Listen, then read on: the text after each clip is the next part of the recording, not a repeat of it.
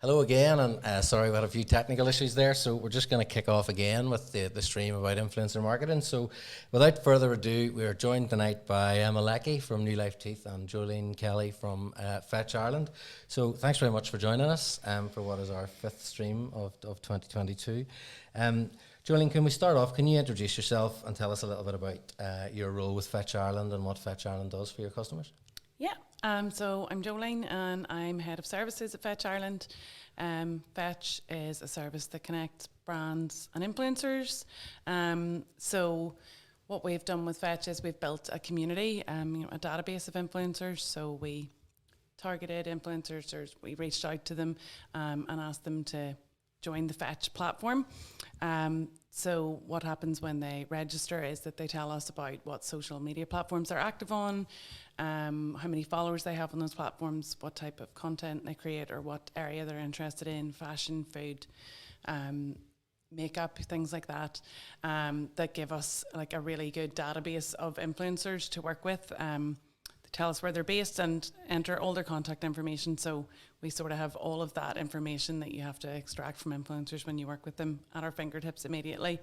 When an influencer is approved to work or to join the Fetch community, they get access to our web-based app, and that's where they can access a digital showroom, which is where we put our brand campaigns live. Okay.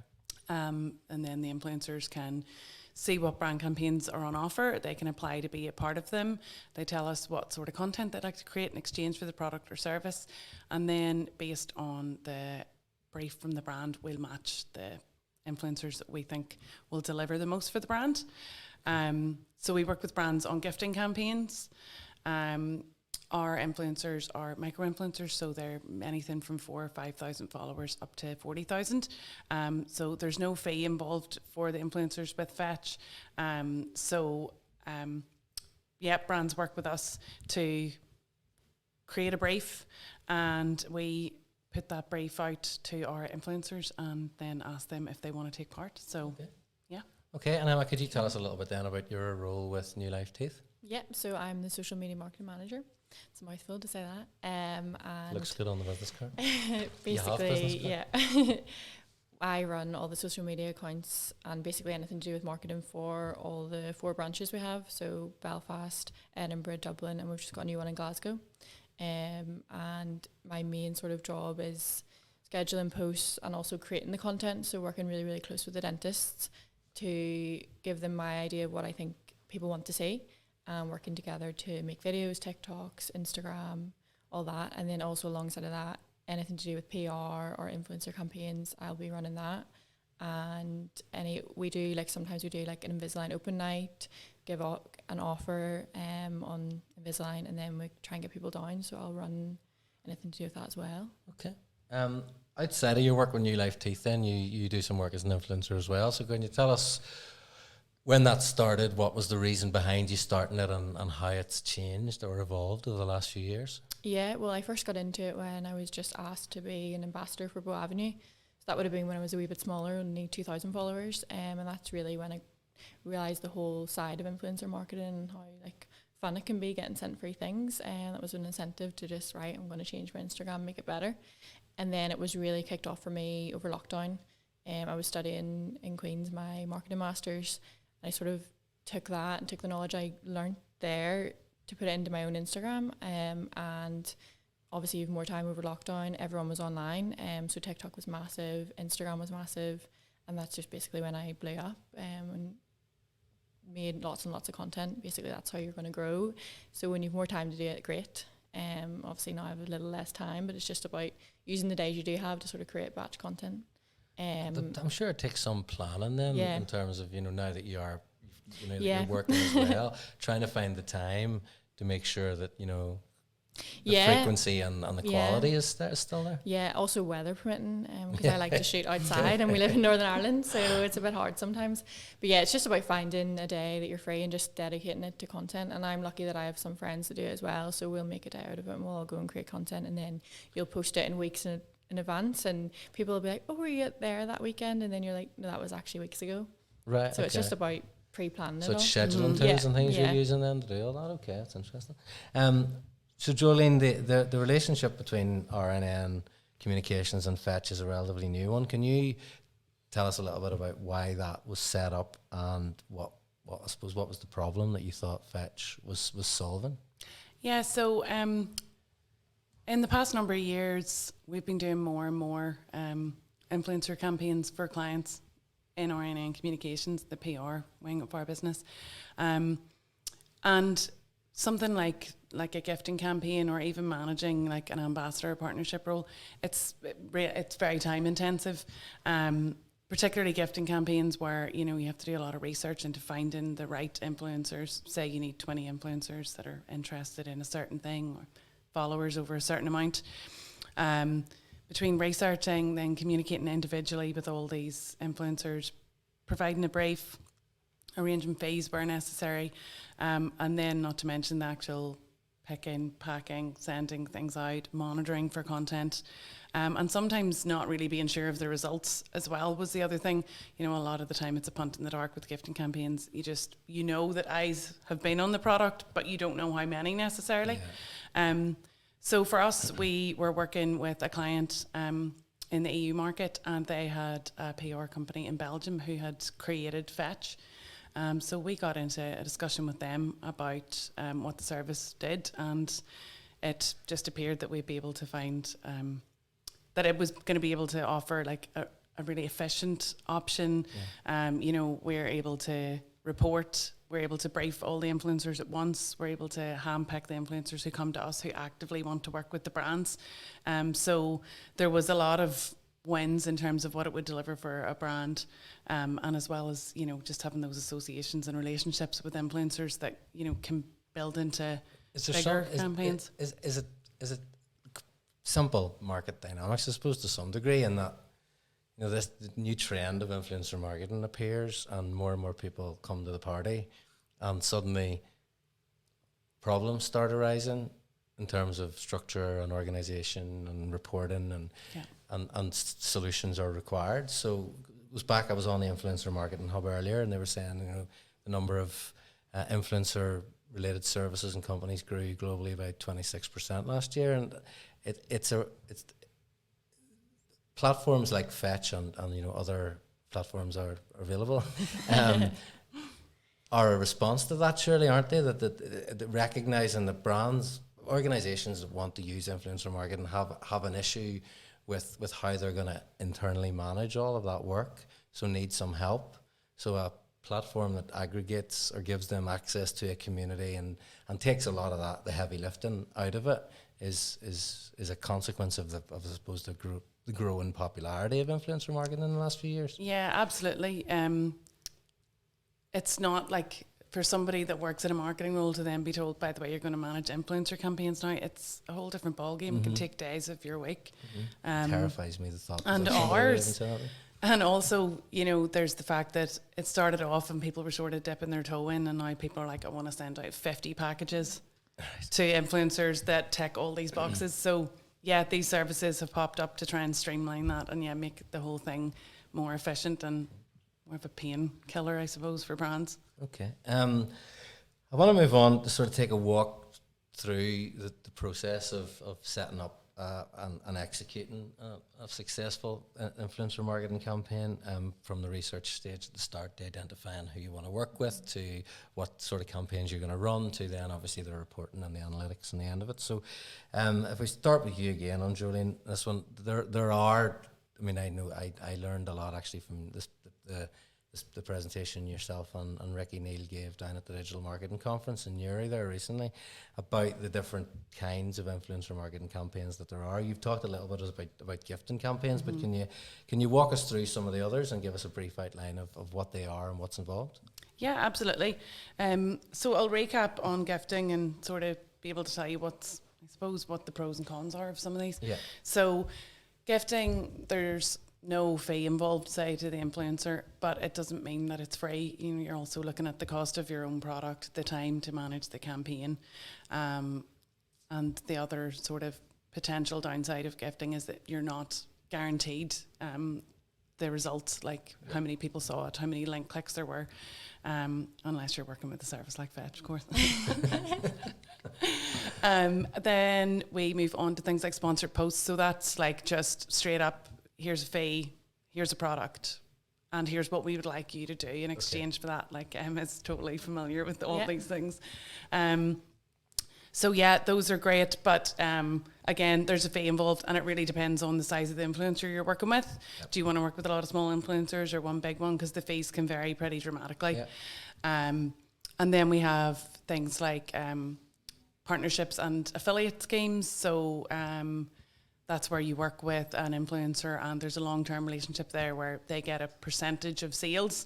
So the pros of that are, it's in the influencer's interest and in the brand's interest to make that partnership work. The influencer's getting rewarded, and they're also getting a fee. So it gives you a bit of longer-term content as well. And then you have ambassador or partnership roles, which tend to be much longer term, and that will be a series of payments to an influencer or content creator, and will involve things like asking them for exclusively working with you within your sector, which is obviously going to cost more because you're locking them out from a lot of other potential clients. Exactly. That's definitely one of the downsides of it, but one of the plus sides of it is that you're really building a long-term relationship there, and that people are repeatedly seeing your product and associating it with that person, and if you've picked the right ambassador, then that can be really beneficial to your brand. Until the ambassador does something wrong. Yeah. And then you try and find reverse gear very quickly.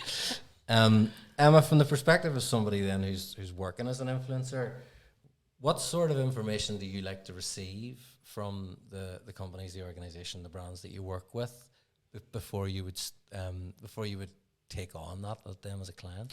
Yeah, I think when I first started, it would be like you would just accept everything, like gifted, and you were like, wow, this is amazing. And then you get more into it and you realise you actually just want to be genuine and stick to certain brands. Because I think, so say for instance, if you're using loads of tannin products and you're using loads of different ones every single week, nobody's really they're gonna just think, oh, she's just doing that because she's paid. So I do like affiliate schemes and brand ambassadorships, because you do build a relationship with a company, and they'll usually check in on you, and you'll get emails, and you'll be added to groups, and you'll go over like the sales that you've made, and you can see and track your own results, which is really good as well, because it drives you to do better. But I think some brands you just get no brief, and sometimes the product will arrive one day before they want you to post the date. So it's a bit tricky sometimes, but I like it if it's planned and you're sent sort of like a mood board. This is what content we're kind of looking for. This is the content we like, and they'll send you loads of pictures. And I don't like it if it's telling you exactly what to write in the caption, because I think it's like not genuine. But if they just give you a rough idea of use these certain hashtags, enter your code, and then just the rest of it you do yourself, that's what I prefer, because there is brands that would be really, really strict, and then I would end up turning them down, because to me it's not genuine, and I think your followers can tell that as well. I mean, I'm sure you don't work with everybody who contacts you. No, anymore. Anymore. No. So, are there any red flags that would say to you very early, whether it be the brief or whether it be the product, or that would make you? Is that a gut thing where you think does it feel right? Or? Yeah, I think if straight away you get like a big massive email with like, want you to do this, this, this, and this, 4 posts a month, reels, videos, stories, everything, and you're not really getting paid for that sometimes, and you have to weigh up like, what are you using my content for? And you're going to put it everywhere, and this is a lot of my time going into it for getting sent one tiny thing. So that's when it is a red flag to me. Okay. Jolene, I mean, I guess for a lot of people thinking about running influencer campaigns, the problem can be, where do you start to try and identify the right people to work with? You give us a little bit of insight into how Fetch operates. An example, I suppose, of how that community works in practice, I suppose, for an organisation that you're working with who wants to start an influencer campaign? Yeah, absolutely. I suppose I would tell anyone to start with, what are the brands or organisations' goals, and how will influencer marketing help you to reach those goals? Yeah, okay. I'm sort of the opinion that there's so many platforms and so many different types of influencers and niche areas and that there's probably an influencer out there for every brand or organization in some way. If you think outside the box, it might not seem normal, but like there's definitely creative ways to do those things.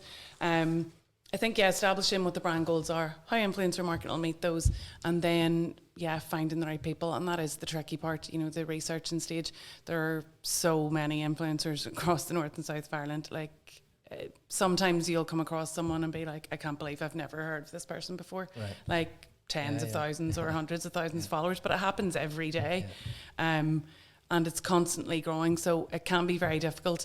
But I think sort of following influencers and being in that sphere on your own social channels helps you to find more influencers. And if you're sort of tuned in to their content, you can pick up on little things about people that you didn't know. Like, you might be like, oh, that person's vegan, they would be really good for a campaign. Things that maybe aren't their main thing, but have come to your attention as something that they're interested in or whatever.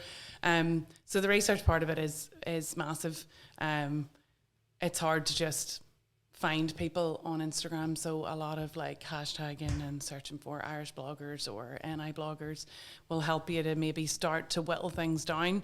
And then, it's really important to look at the content that they're creating and whether the influencers that could provide you with what you want to achieve, do they have the same values as your brand or organization, and do they reflect what you want to their audience to see. Okay. From the point of view of someone doing an in-house marketing role, trying to pitch the idea to the bosses that they should be considering influencer marketing, one of the questions that's going to come back is around how do we measure whether this is working or not. And far too often, I think us as marketers, as a community, are guilty of focusing on the metrics that we care about, but the people sitting around the boardroom table don't. They care about selling stuff, ultimately. And it's the conversation between, the value of brand awareness versus, conversion campaigns. But in terms of the kind of metrics that you would be set or you would be working to, and this is a question for both of you, I suppose, could we start with you, Emma? Can you tell us about some of the metrics that some of the brands and companies that you'd be working with would be targeting you beyond things like, reach and impressions? I'm not a fan of impressions, because it's eyes, but it's not much else. I would disagree though. Well, I would that's the disagree. thing. But eyes are important to some degree. But from the point, if we look at the business landscape that we have, in Northern Ireland particularly, which is where we are, the vast majority of companies considering running these campaigns are going to be small companies who aren't going to have the time they're not going to have the time or the willingness, possibly through a lack of understanding of the value of brand awareness campaigns, but their focus is going to be on the conversion metrics. So how many things did that sell for us? Can you tell us about some of the further down the funnel sort of metrics beyond the reach and impressions that you would have been working with some of the projects you've been working on? Yeah, I guess it's when you're given a code or there's a sale coming up. So a lot of the time, if you work closely with the brand, then anytime they have a sale or a promotion on, they'll send you extra stuff and be like, could you share this link? So that's looking at then, have you sold anything through your link or have you sold anything through your code that you're given? Those are the main ones, really. That goes back to the company organising the company that you're working with then. So it is entirely possible to measure all this stuff. Yeah. But you need to do the work to help us measure it. Like if you have 10 influencers you're working with and they've all got a unique code, it's suddenly becomes very easy to track. Well, did we sell anything? Well, there's 50 conversions from that code and only 2 from that code. Okay, so this influencer over here is working really well. We need to have a conversation here because this that's why the affiliate stuff really works. And it works because you're rewarded for it. So you're given like 1% or 4% and it can really add up and it's like, wow, that's amazing. So it pushes you to do more, and then the more you sell, the more you're going to get sent out and the more free stuff you're going to get. And then a lot of the time the better you are, getting your codes used, then you can move up. So say you started off as an affiliate, you could then become a brand ambassador, which would be paid plus free stuff, so plus your commission. So it goes on to a conversation that we have down for later about the different channels other than Instagram. But I remember hearing that I went to the Power Video conference in Belfast here a number of years ago, and there was a guy there, I can't, his name escapes me now, but he started a business repairing mobile phone screens, and he had an Amazon affiliate business.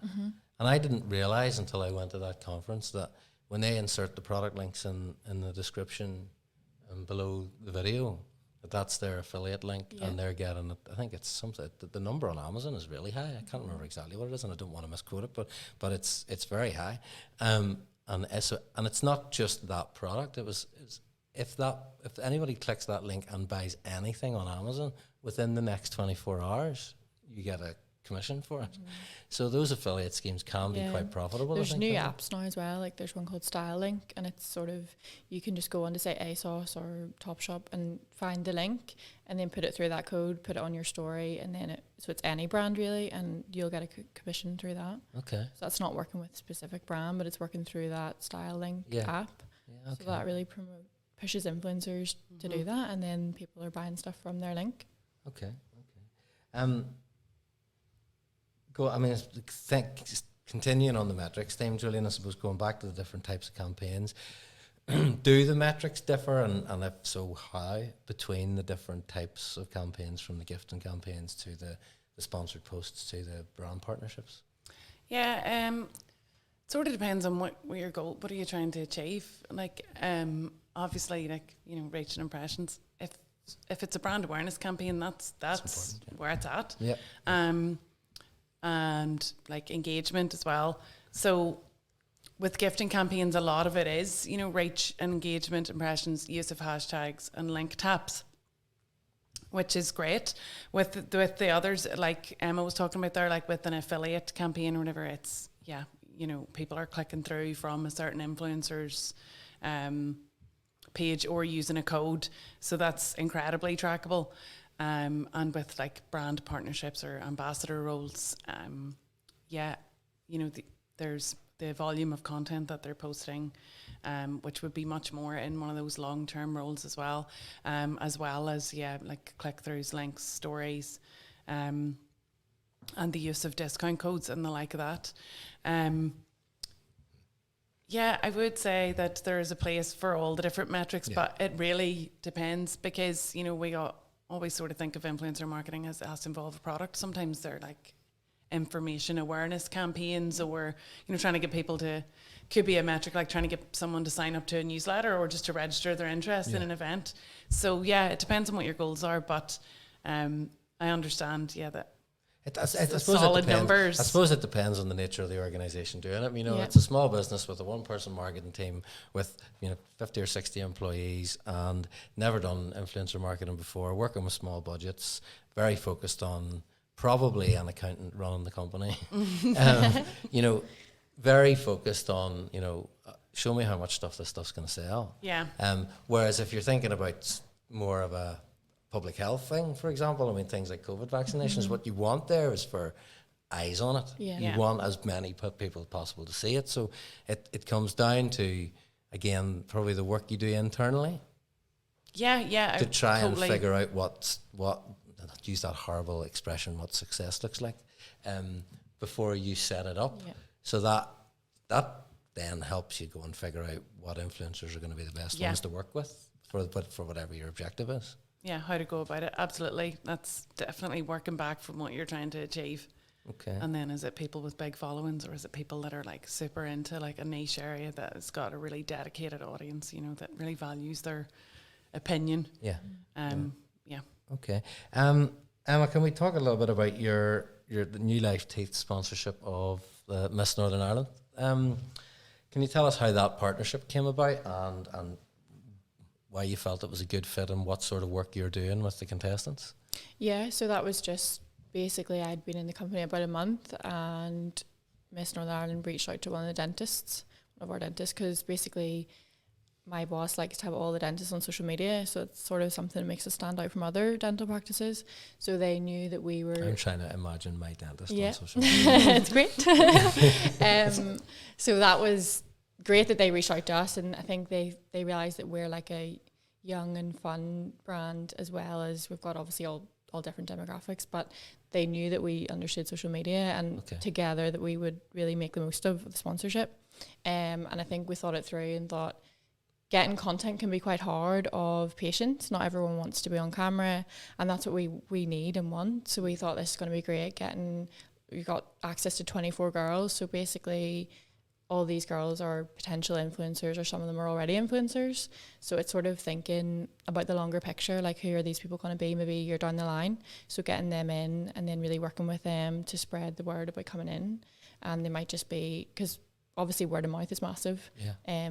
So it might not be their direct friend, but it could be a family member. It could be anybody you're getting from that, like a lead. So we just sort of chatted about it and thought, yeah, like I think it will be great exposure. Again, it's hard to track. But for us, we're doing more brand awareness, because I've had a lot of people message me and say, it's just, that's all I see, New Life Teeth everywhere. And I'm like, that's great. That's what we want, New Life Teeth everywhere. But it has been working really well, and we've actually had a few people call up, and often the girls will ask them, how did you hear about us? And they'll say, oh, I was following someone, the Mr. Northern Ireland or SA models. So we're already seeing results, and we're getting loads and loads of content, which is what we want. And what sort of work are they doing? What sort of content are they creating then in partnership with you? I create a lot of it. I'm like they're like their mother, like, come on, this is what we need. Because again, that's a thing, I guess it's a strong point of mine, because I am an influencer outside of work, so I know how to direct and what we want, because some of these girls don't know what to do. So I'm saying, could you do a story, or just, share your experience? So just getting them on video, talking about like how cool it is. And they're like, I think there's a big stigma of the dentist is scary, so we're trying to remove that and make it seem like an experience and really, really fun. So and they're like, this is the best dentist I've ever been to. And I'm like, great. And then obviously we can use, so we're doing we're doing all their teeth. A lot of them's just whitening, some of them we're doing bonding. So it's after then we can use their images for our ads. So yeah, they're just like walking models for us. Okay, very good. It's an association that when you see it, you think, yeah, that works. Yeah. So there's some of those some of the brand associations. Sometimes you're looking, I'm not quite sure how this is gonna. Yeah. But that one, whenever I saw it, I was like, that makes sense. Yeah. So can you give us an example, Jolene, of a campaign you've worked on recently with Fetch, and talk us through sort of the process of how that went and the sort of content that's being created? Yeah. We did a campaign with Loaf Pottery. They're a social enterprise. I know Loaf, yeah. And all the profits from sales of Loaf Pottery goes back into the Now Group, which supports adults with learning difficulties and autism into jobs that have a long-term future. So Loaf is great. It's handmade by some of these young people, and they have fantastic ranges of mugs and vases and butter dishes. They're all handmade, and they are stunning. Yeah. So they wanted to raise awareness that they were available online, and they wanted to do something pre-Christmas, sort of ahead of that gifting season. So they opted to do a Fetch gifting campaign as part of a wider PR plan that had been developed. So as well as contacting like all the gifting media, the gift list, what's hot, what's not, all that in the media north and south, we also sent Loaf Pottery mugs to 15 influencers, and the campaign went really well. They created nearly 30 pieces of unique content, which Loaf were able to repurpose for their own platforms. It's a bit like you were saying earlier, Emma. It's really, content is art, so people, that's the other value of a gifting campaign. It's the content that people create for you. So, the majority of the people were on Instagram. So there was stories, reels, grid posts, and everyone got really creative. People shared links to Loaf Pottery and more information about what Loaf does. So as part of the wider campaign, the brand experienced a 300% increase in sales during that period. I'm not sure anybody could post more pictures of loaves mugs than Maeve Monaghan does. I see her on Twitter every morning, and she's got a different one, obviously. The perks of the job. I know. We did during COVID. Actually, we did a lockdown lessons series where we went and spoke to different businesses about their experience during COVID, and we actually interviewed Maeve out at the workshop in Crawfordsburn. And I'd been meaning ever since to try and do one of their pizza and pottery nights, where you go and make something yourself, and then they have the pizza oven out the back. It looks amazing. So now we're into the good weather. We have to try. Yeah, you'll have to. No excuses. You touched on it a little bit in the previous answer you gave us, Emma, but has the work you've done as an influencer yourself helped now you're working with influencers as part of the role with New Life Teeth? Yeah, 100%. I think a lot of the time, especially small businesses, if we're saying it's very new to them, people will reach out to you all the time. Like influencers will say, we would love to collab. And you might think, okay, they have like 50,000 followers, great. And someone who's not really into social media will think amazing. But because I've worked on the other side of it, I know that I need to ask for insights to prove that those followers are real. And also a key one is looking at gender breakdown. That's something the brands will always ask me, especially if it's a fashion brand. They want me to have mainly women. Okay. Got all guys following you, they're really not looking at the fashion. So it's asking for certain insights, and I would know to do that, whereas maybe someone who isn't on the influencer side, they wouldn't know. And then also it helps me, say we're gifting someone teeth, it can be a lot of money that you're giving them. So first of all, I will usually get them to sign a contract, and in that I will outline just basic guidelines of what we expect, and they sign it so we know that it's nearly foolproof. And again, we'll show them either videos that I've saw online that works and say, this is the type of content we like, and then just let them run with it. Okay. I'd imagine that that's where, like any marketing tactic, you touched on it earlier, Jolene, like anything, any campaign's going to fail if it's not well thought out in advance. So I'd imagine that lack of clarity over what is expected is a reason why campaigns can go wrong.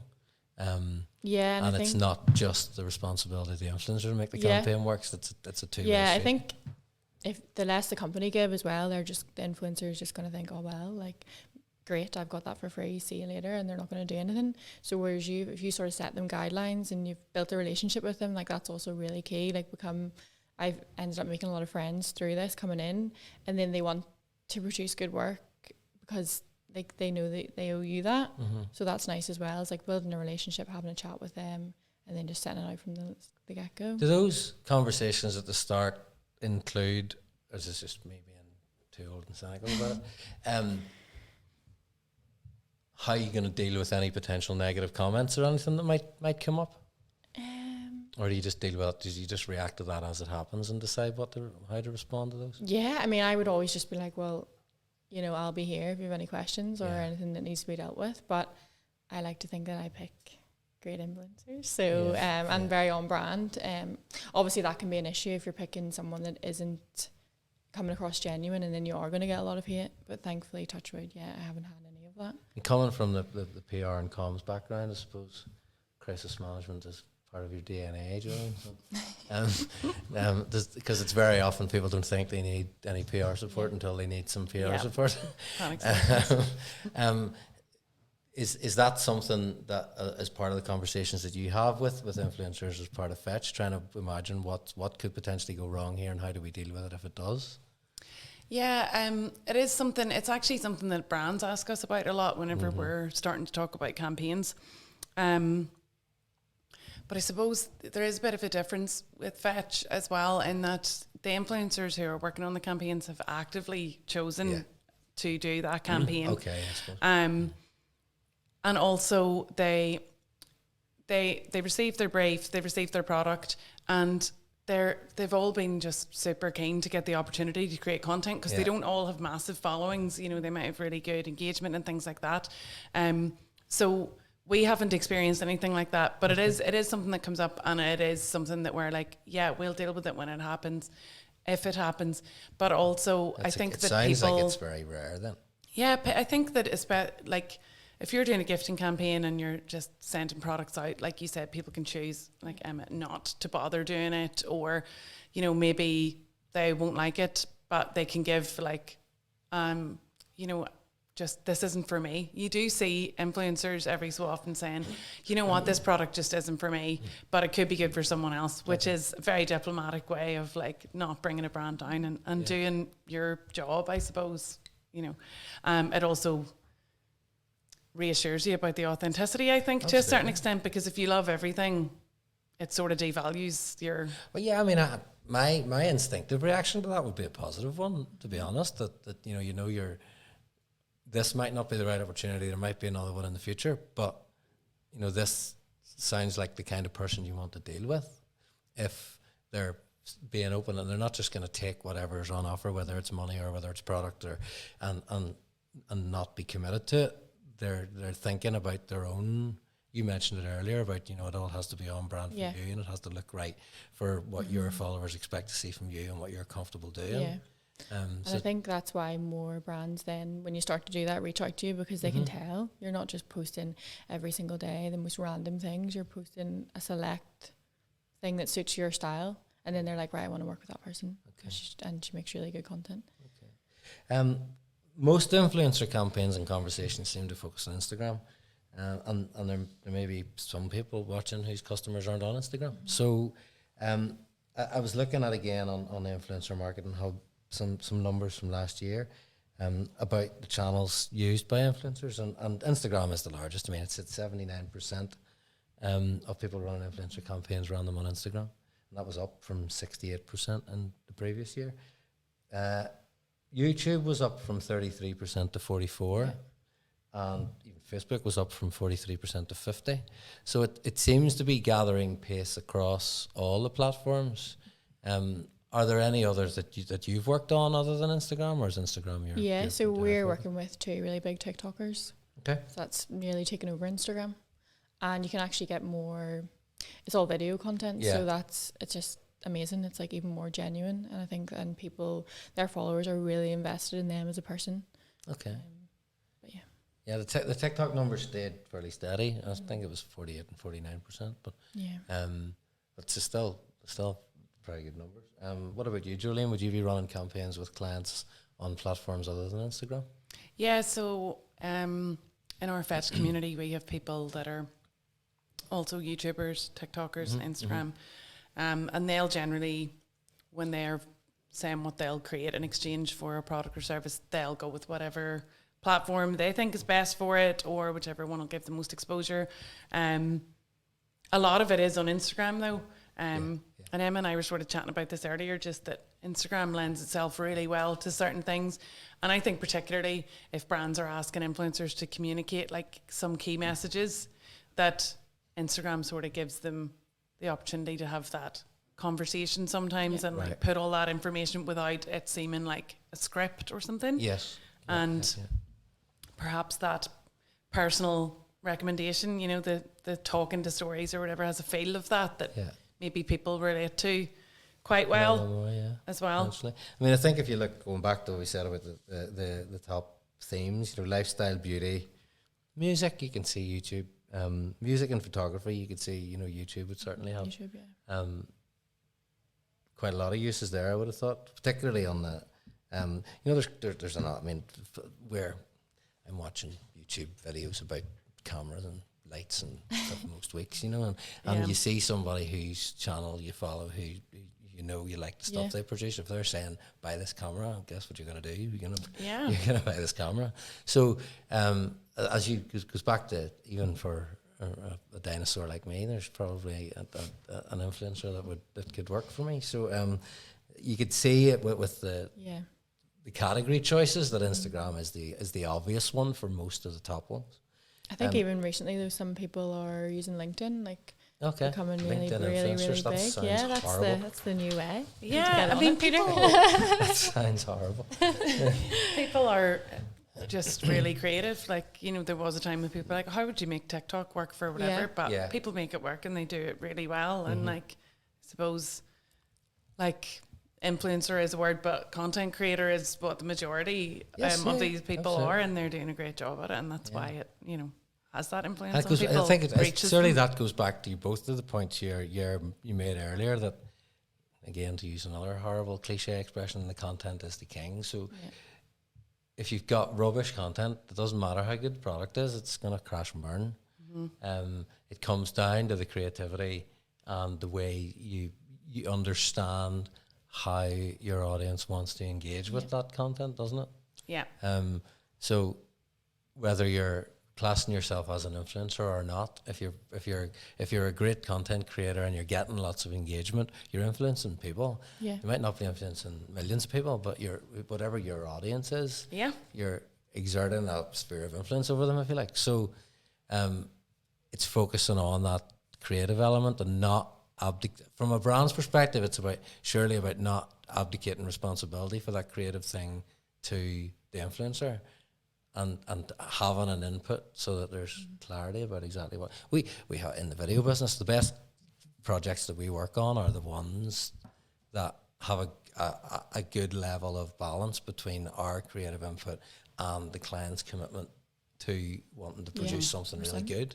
And video projects are no different than your influencer campaigns, where it's like sometimes you get a brief that says we need a video and we need it tomorrow, and it's like, well, we can make you something for tomorrow, but it'll be horrible. Or if are you really invested in doing this? And it's about trying to find those relationships, isn't it? That where the commitments there on both sides to try and make it work. Yeah, there's a certain amount of enough structure that someone knows what they're doing, but giving them the creative license to do what they do best. And the reason that you've decided to work with them is because they create good content and they have an audience that's really engaged with them. So why would you try and... I mean, again, I suppose it goes back to the point of why an organisation like Fetch would exist, because, if you're dealing with all these really creative people, the idea that you could start imposing some structure and metrics and spreadsheets and reporting on it, it's just pie in the sky. It's never going to happen. So what Fetch and other platforms do is say, okay, you just keep being creative and let us take care of the putting stuff in boxes, making sure it's all delivered on time, making sure the metrics are all done, briefing the client, doing all that boring but essential sort of project management stuff that means the client feels like it's working and is likely to do it again. Yeah, 100%. And it is it's like so many other things, it's that preparation and that setup that enables then the result, a good result, because all of our influencers know what they're doing. They're all happy. They feel like they're supported. There's always someone there to talk to them. They get their parcels when we say they're going to get them, and they have all the information. All they have to do is check, and then they get it all right. So there's nothing to worry about. Like, all they have to think about is, what am I going to, how am I going to showcase these cocktails? Let's get thinking. Okay. If having heard you both sort of speaking tonight about this, there's anyone watching who wants to make a start with an influencer campaign, we start with you, Emma. What would you suggest they should do when they go back into the office tomorrow?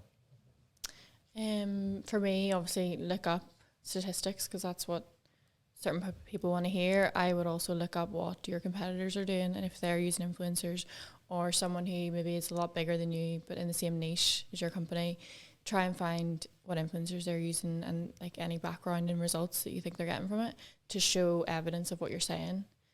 Because it can be hard. I'm sure any young person going into a company, and especially even I went into the dental industry, and it's so new to them, like the whole social media, and it's just really being positive about it, but having figures to back it up and show this is how it's going to work, and already having an idea of this is how we're going to manage it, and having answers to those questions of, okay, what if something goes wrong? How are you going to manage that? Okay.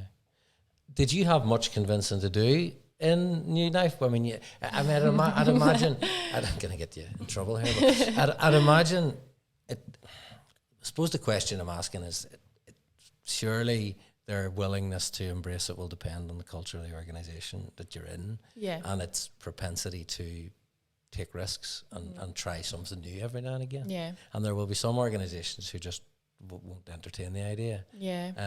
When you went in, was there okay, we understand that you get this? Yeah, I think that was why I was hired. I was reached out to from LinkedIn and Instagram.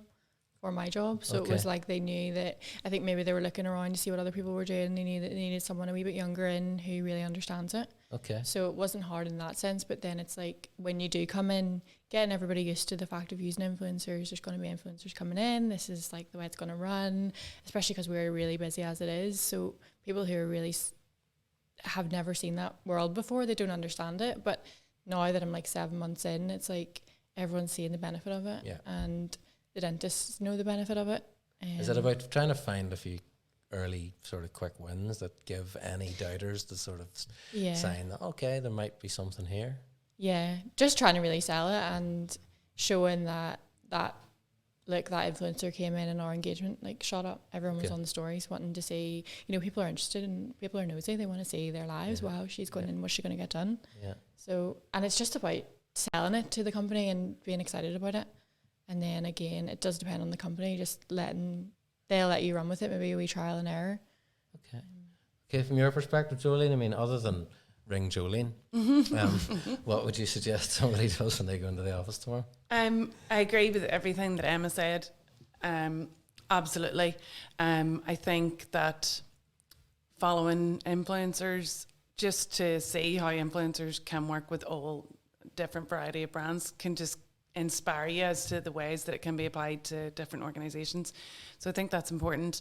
And I think, general stats, like things like, you know, people spend like 2.5 hours or something on average on social media every day. Like there's almost a guarantee that some of your audience, if not a lot for some brands and organizations, is on social media. And if they are, then why aren't you? In terms of laying it out for people, if you're going into work to pitch this, I would say, again, what are your company goals? And then have a think about how influencer marketing can actively help towards achieving those. And it may be, it's a role in the marketing plan. It's not the whole solution, but it can certainly help you to meet certain goals. So mapping that out. And then another thing I would recommend is case studies. Like there are so many great case studies online for like all sorts of random influencer marketing campaigns that have been hugely successful, and it can give you a really good feel for what's achievable. I think beyond, I mean, you know, as I mentioned at the start, sort of statistics can sort of go over people's heads a little bit, and but actual real life examples of, here's a company, this was the problem they were trying to solve, this was the campaign they ran, this is what it involved, and this is what the results were. Like any senior person in an organization who doesn't look at that and say, okay, this is at least worth investigating, is probably missing a trick, I would guess, at this stage. Yeah, I would definitely agree with that. And I think another one that Emma said that I definitely think is competitors. You know, a lot of the time if you tell a company, oh, our competitors are doing this, like, oh, well, we have to do that. So, you know, that's always a good one. Yeah, a lot of the time that is just, it's the same as trade shows. You know, when companies take the decision to exhibit at a trade show, why do we have to be there? Because our three competitors are. Okay. Right. It's a good enough reason. Yeah, it's a good enough reason.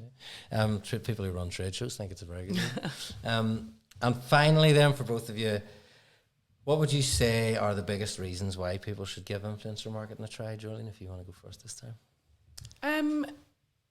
I guess it goes back to what I was saying earlier. You know, people spend so much time on social media now that, you know, companies, brands used to spend a lot of money on advertising on television and in newspapers and on billboards. Well, if people are on the bus now, they're mostly looking at their phone. People are getting their news via their phone or social media platforms a lot of the time now as well. And people are streaming, you know, as well. So I do think that, if your audience is going to be there, that's where you need to be. And I just think at this stage that with all of the social media platforms, that pretty much all of the demographics are represented there somewhere. So there's an opportunity to communicate with those people in the place that they're choosing to be. Okay. Emma? Well, obviously I'm a big advocate for influencer marketing, especially just where the future is going. TikTok, people are now turning that into their whole business. They don't even need to work anymore. So it's just going to progress even more and more and more. So if you're not doing it, then you're just going to be 10 years behind everyone else. And also the key thing is people buy from people. So it's something that sometimes a brand can't come across as a personality. That's also something you do try and do by getting your staff in videos and showing your personality. But people really buy from people, and you're influenced more by, if I saw someone wearing something that I like and follow, then I would want to buy it or even using a product. Whereas if you're just on your brand page and people might look at it and think, oh, they're just trying to sell to us. Yeah. But if it's from a personality, like, you really buy into that. Okay. I suppose from if the job of marketing is demand generation and building trust and credibility, you know, whether you're trying to sell any product or break into a new market, you know, using somebody who already has that trust and credibility in that new market, or trust and credibility when it comes to whether it be camera equipment or makeup or clothes, is a leg up, I suppose, to the level of trust and credibility that it will take you much longer to build without that help. So I suppose it's a redefinition, I think, of over the last 20 or 30 years of what constitutes celebrity and influence. And it used to be, we talked about it when we spoke last week, you know, in the 60s, I think it was, whenever Cookstown Sausages had George Best doing the ad, because if George Best told you to buy Cookstown Sausages, well, everybody what went we can buy do. Cookstown Sausages then. Whereas now it's, and I think it goes back, probably it's just more of a social experiment now, but you know, the Big Brother thing around the turn of the century that suddenly brought the idea of celebrity being, you know, people are just aware that you exist. And you've got exposure and you've got an audience, and you're relatable probably more than some of the celebrity things are, and you feel more authentic and genuine, and that's probably where the successes come from. So thank you both very much for joining us tonight. I enjoyed the chat about influencer marketing. So that's we just wrap up there tonight. Our next webinar is at the end of May. And we're very aware of the time of year that is coming now for our audience for this. So with our marketing students approaching the final year, marketing students anyway, approaching their finals, we're focusing on how to stand out to hiring managers, so that after the hangover has subsided from the graduation celebrations, you can put all your efforts into going and finding that first marketing job. So thanks everybody for joining us this evening, and hopefully we'll see you again at the end of May.